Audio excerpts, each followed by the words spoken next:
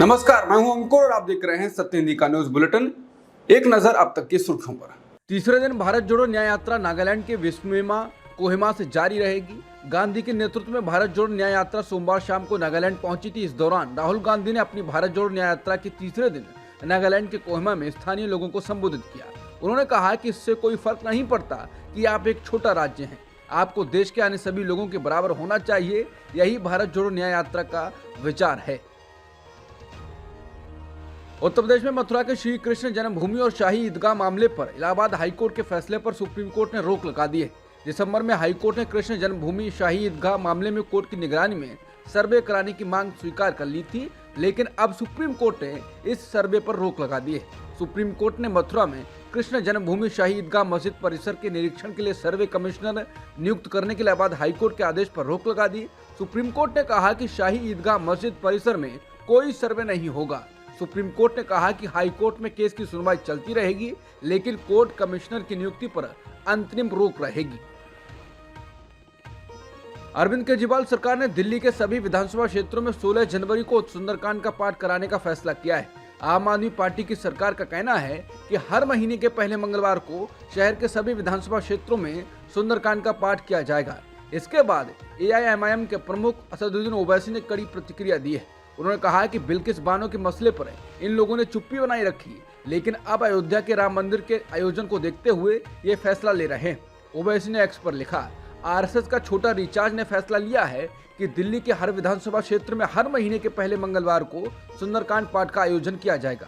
ये फैसला 22 जनवरी के उद्घाटन की वजह से लिया गया है। आपको याद दिला दूं कि इन लोगों ने बिल्किस बानो के मसले पर चुप्पी बनाए रखी थी और कहा था कि वो सिर्फ शिक्षा और सेहत जैसे मसलों पर बात करना चाहते हैं। क्या सुंदरकांड पाठ शिक्षा है या सेहत है? असली बात तो यही है कि इन्हें इंसाफ से परहेज है। संघ के एजेंडे का पूरा साथ दे रहे हैं। हम बाबरी की बात भी ना करें, आप न्याय मोहब्बत फलाना का बाजा बजाते रहो और साथ में हिंदुत्व को मजबूत करते रहो। वाह। ज्योतिर्मठ के शंकराचार्य स्वामी अभिमुक्तेश्वरानंद सरस्वती ने कहा है कि उन्हें अयोध्या के राम मंदिर में होने वाले प्राण प्रतिष्ठा आयोजन का न्योता नहीं मिला है। शंकराचार्य ने कहा कि हमने किसी आमंत्रण को खारिज नहीं किया। सच बात तो यह है कि हमें अभी तक आमंत्रित ही नहीं किया गया, इसलिए हमारे ऊपर कोई आरोप नहीं लगा सकता है कि हमने आमंत्रण ठुकरा दिया।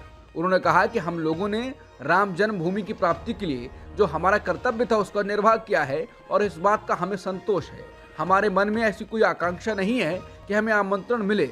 सच तो यह है कि हमें अगर आमंत्रित करते तब भी हम वहां नहीं जाने वाले थे। हम इसलिए वहां नहीं जाते क्योंकि शंकराचार्य के सामने कुछ भी ऐसा नहीं होना चाहिए जो शास्त्रों के अनुरूप ना हो। हमें ये सुनिश्चित करना होता है कि सब कुछ शास्त्रों के अनुसार हो।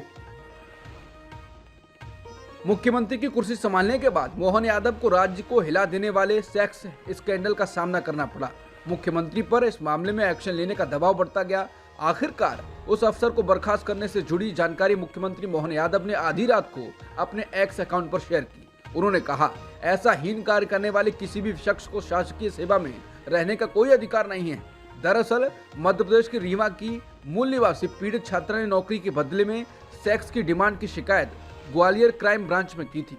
छात्रा ग्वालियर में रहकर एग्रीकल्चर यूनिवर्सिटी में अध्ययन कर रही है। 3 जनवरी को ग्वालियर एग्रीकल्चर यूनिवर्सिटी के प्लेसमेंट सेल में मध्य प्रदेश राज्य बीज निगम ने उसका जॉब इंटरव्यू करवाया था। इंटरव्यू के कुछ घंटों बाद उसे कॉल और व्हाट्सएप मैसेज आने लगे। व्हाट्सएप और ट्रू कॉलर पर कॉल करने वाले का नाम आ रहा था। कॉल करने वाले ने उससे कहा कि वो इंटरव्यू पैनल से है। आज उसने मेरा इंटरव्यू लिया है। शिकायत अनुसार स्वयं को इंटरव्यू फाइनलिस्ट बताने वाले अफसर ने बाद में उससे व्हाट्सएप पर कहा कि सिलेक्शन करवा सकता है, लेकिन इससे उसका क्या फायदा होगा। कॉल पर बात करने की मांग की। कॉल पर उसने बैकग्राउंड और पर्सनल डिटेल जानी और जॉब के बदले सेक्स की डिमांड रख दी। 2024 के चुनावों में बेरोजगारी एक प्रमुख मुद्दा होने की संभावना है। इस बीच अब संघ परिवार नौकरी की तलाश की परिभाषा को बदलने के लिए हर संभव प्रयास कर रहा है। 2 सालों से इसमें स्वरोजगार पर ध्यान केंद्रित करना और उस रास्ते पर युवाओं को लाने की कोशिश शामिल है। अब स्वदेशी जागरण मंच के राष्ट्रीय सह संयोजक अश्विनी महाजन ने कहा है कि इस देश को आत्मनिर्भर बनाने और बेरोजगारी को खत्म करने के लिए हमें नौकरी खोजने की मानसिकता और कहानी को बदलना होगा। जवाहरलाल नेहरू की नीतियों के कारण लोग सरकारी नौकरी के पीछे भागने लगे, फिर वैश्वीकरण के कारण लोग MNCs में नौकरी के पीछे भागने लगे, लेकिन ये देखते हुए कि हर साल करोड़ों लोग नौकरी बाजार में आते हैं, ना तो सरकार और ना ही एमएनसीज इतनी नौकरियां दे सकती हैं। इससे निपटने का एकमात्र तरीका उद्यमियों को तैयार करना है। उन्होंने कहा कि भारत कभी उद्यमियों का देश था, हमें उस भारत का पुनर्निर्माण करना है और ये केवल बड़े पैमाने पर समाज के सहयोग से ही हो सकता है। मध्य प्रदेश के मुख्यमंत्री डॉक्टर मोहन यादव ने आदेश देकर देवास जिले के सोनकच्छ की तहसीलदार डॉक्टर अंजलि गुप्ता को हटाकर उन्हें जिला मुख्यालय में अटैच कर दिया है। ये कार्रवाई तहसीलदार डॉक्टर गुप्ता के किसानों को लेकर अपशब्द कहने के एक वीडियो के वायरल होने के बाद हुई। इस वीडियो में वो कह रही हैं कि चूजे हैं, अंडे से निकले नहीं, बड़ी बड़ी बात कर रहे हैं। जानकारी के मुताबिक ये मामला कुमारिया राव गाँव का है और गुरुवार का है। वीडियो सोमवार को वायरल हुआ, उसके बाद ये कार्रवाई की गई। तहसीलदार गाँव पहुंची थी, जहां पर किसान वहां बिजली टावर लगाने का विरोध कर रहे थे। किसी बात को लेकर वो भड़क गईं और मामले की रिकॉर्डिंग हो गई। राजस्थान कांग्रेस में नेता प्रतिपक्ष और प्रदेश अध्यक्ष को लेकर कयास लगाए जा रहे हैं। नेता प्रतिपक्ष के लिए टीकाराम जूली, मुरारीलाल मीणा, महेंद्रजीत सिंह, मालवीय और हरीश चौधरी का नाम रेस में है। वहीं सचिन पायलट को छत्तीसगढ़ प्रभारी बनाए जाने के बाद उन्हें अब दावेदार नहीं माना जा रहा है। इन सबके बीच प्रदेश अध्यक्ष गोविंद सिंह डोटासरा का भी नाम आगे है। डोटासरा की नेता प्रतिपक्ष बनने की स्थिति में प्रदेश अध्यक्ष का पद खाली हो जाएगा। इन सबके बीच हरीश चौधरी को राष्ट्रीय स्तर पर बड़ी जिम्मेदारी मिल गई है। हरीश चौधरी को यह जिम्मा लोकसभा चुनाव के लिहाज से दिया गया है। कांग्रेस के विधायक और राहुल गांधी के करीबी हरीश चौधरी को दक्षिण भारत के राज्यों का जिम्मा दिया गया है। वो कर्नाटक, तेलंगाना, तमिलनाडु समेत आधा दर्जन राज्यों के लोकसभा चुनाव की स्क्रीनिंग कमेटी के अध्यक्ष होंगे। इन राज्यों में उन्हें 108 सीटों पर लोकसभा के लिए कांग्रेस प्रत्याशियों का पैनल फाइनल करना है। कांग्रेस को सबसे ज्यादा इन्हीं राज्यों से इस बार ज्यादा उम्मीद है, लिहाजा जिम्मेदारी हरीश चौधरी को दी गई है। इससे पहले हरीश चौधरी पंजाब के प्रभारी भी रह चुके हैं। जनसत्ता की रिपोर्ट में बताया गया है कि न्यायपालिका की स्वतंत्रता पर अक्सर खुलकर लिखने वाले और बोलने वाले सुप्रीम कोर्ट के सीनियर एडवोकेट दुष्यंत दवे ने सवाल उठाया है कि आखिर पिछले 10 साल से सरकार कोई भी महत्वपूर्ण केस हार क्यों नहीं रही है। वो इस विषय को संदेहास्पद मानते हैं। जनसत्ता से बातचीत में उन्होंने कहा कि इसमें कोई संदेह नहीं है कि न्यायपालिका बहुत ही कमजोर हो चुकी है। पिछले 10 साल में सरकार कोई महत्वपूर्ण केस नहीं आ रही है, इसका क्या मतलब हुआ? ये कहना बहुत मुश्किल है कि क्या चल रहा है। न्यायपालिका की आजादी पर बात करते हुए दवे ने कहा कि संविधान में न्यायपालिका को जितनी स्वतंत्रता दी गई है, आज न्यायपालिका उतनी स्वतंत्र नहीं है। हमें समस्या की तरफ ध्यान देना चाहिए। अच्छे जजों को इस पर चुप्पी नहीं साधनी चाहिए। जब वो बेंच में हैं, तभी उन्हें बोलना चाहिए। बाहर निकलने के बाद बोलने का कोई फायदा नहीं है। भारत के साथ बड़ी तनातनी के बीच मालदीव के नए राष्ट्रपति मोहम्मद मुइज्जू ने चीन का दौरा पूरा कर लिया। इस दौरे में चीन और मालदीव के बीच 20 समझौते हुए हैं।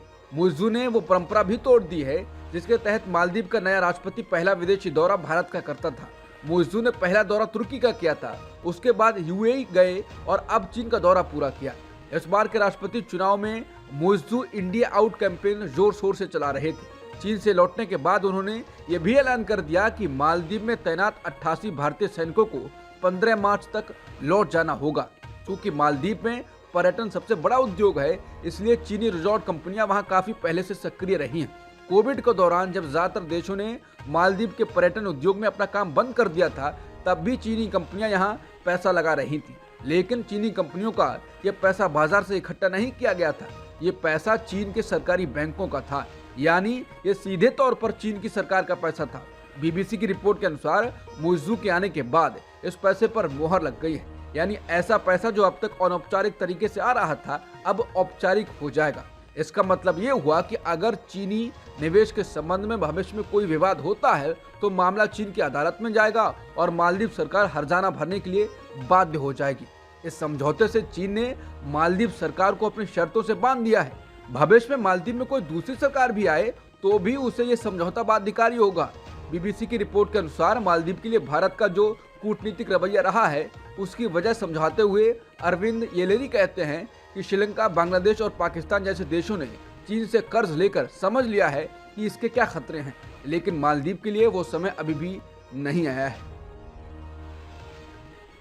नागरिक उड्डयन महानिदेशालय ने एयरलाइन को गाइडलाइन जारी करते हुए निर्देश दिया है कि एयरलाइंस को अपनी वेबसाइटों पर उड़ान में देरी के बारे में वास्तविक समय की जानकारी देनी होगी।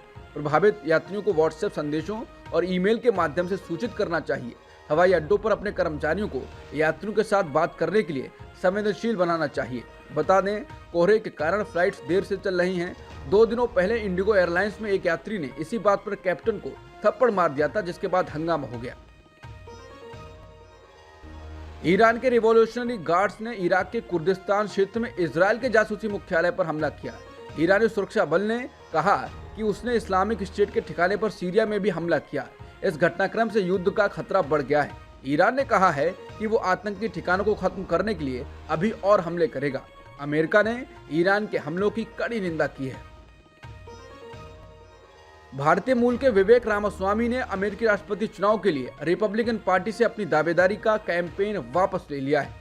न्यूयॉर्क टाइम्स की खबर के अनुसार बिजनेसमैन रामास्वामी ने अपने शुरुआती कैंपेन के समय खूब सुर्खियां बटोरी थी, लेकिन सोमवार को आयोवा कॉकस में सबसे कम वोट पाने के बाद उन्होंने अपना कैंपेन वापस लेने की घोषणा कर दी और कहा कि वो डोनाल्ड ट्रंप का राष्ट्रपति पद की उम्मीदवारी के लिए समर्थन करेंगे।